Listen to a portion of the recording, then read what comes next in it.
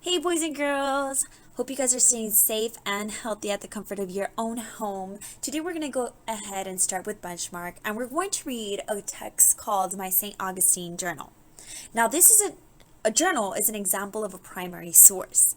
Remember, a primary source is something that you guys have experienced. Have you guys ever kept or read a journal? How is a personal journal different from any other text that you've read? For example, a book, a fictional book. How is a journal different than that? What are some text features that you guys notice here?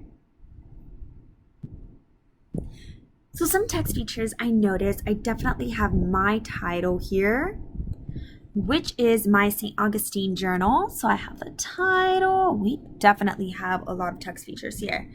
We have December 9th. This tells us the date. And like I said, boys and girls, we're going to be reading a journal. Journals always have dates on there. It tells me by Lisa Benjamin, which is the author. I have a map here, an illustration of a map. It tells us where Tallahassee is, tells us where St. Augustine is, and Florida. It has a little compass there, north, and then it tells us where the Gulf of Mexico is. We know this is a caption here. This caption tells us St. Augustine is a small city in the northeastern part of Florida. And as we could see, it shows us where St. Augustine is. Right here we have a photograph. Over here we have another photograph. We have captions here too. Both of these are captions. Let's see. So I see a picture there of an alligator, and over here some buildings. So let's see what the text features, what our captions tell us about this photograph. So this one says, St. Augustine is not just a home for people. Alligators live in the area too. I wonder if they live in oceans or lakes. Now let's look at this photograph with the building. Some buildings were constructed when Spanish settlers lived in the city. Oh my goodness, I can only imagine that was a long time ago. Right here, I also have another photograph. Ooh, and we have Lisa Benjamin. We know this is a sidebar because it's going to give us information about the author, not necessarily about the text that we're reading, but the author herself. And it says Lisa Benjamin is an experienced writer and editor.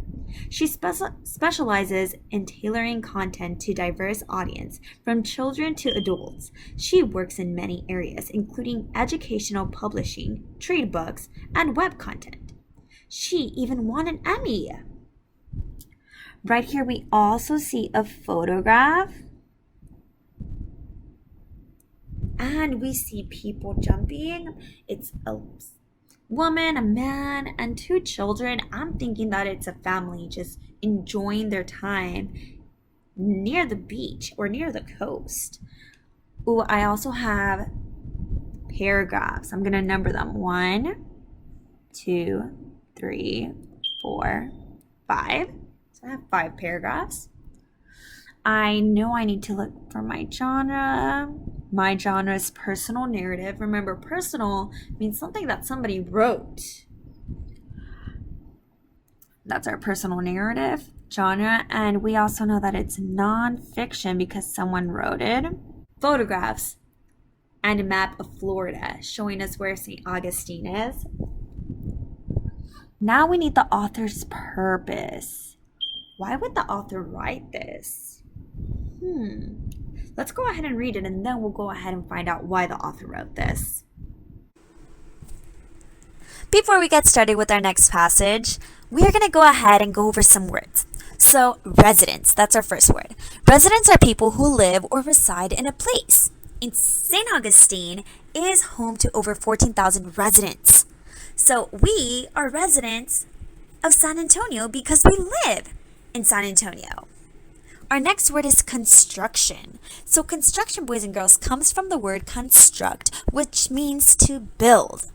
In St. Augustine, many construction projects have involved fixing up historic buildings. So if we decide to add a new classroom to our school, we need to do some construction. Now, coastal is our next word. Coastal adds the suffix al to the word coast, and it makes it an adjective meaning near the sea or ocean. St. Augustine is a coastal city. People who live in coastal cities can visit the ocean or the coast.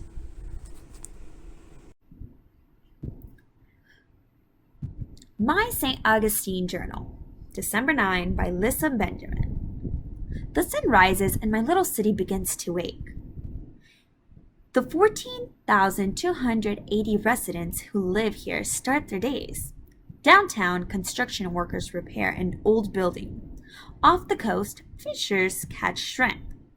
All around St. Augustine, Florida, restaurants and hotels open their doors to welcome tourists and other visitors. My coastal hometown is close to the Atlantic Ocean. We have beaches and wetland areas. Today is cool for December. 18 degrees Celsius or 65 degrees Fahrenheit. I know, lucky me. The sun is out, so I am taking pictures of my city sights. I am proud of St. Augustine. It is the oldest city in the United States, founded in 1565 by Pedro Menendez de Aviles. He was an explorer from Spain. History is important here. The local government does a great job taking care of the older buildings. Keeping them in good shape keeps the past alive and makes sense for business too.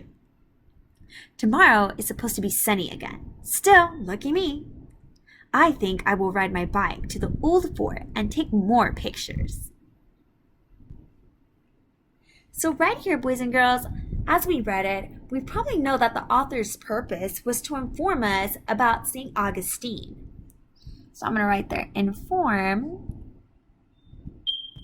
about St. Augustine. Notice how I capitalized the S and the A because it's a proper noun. It's the name of a place.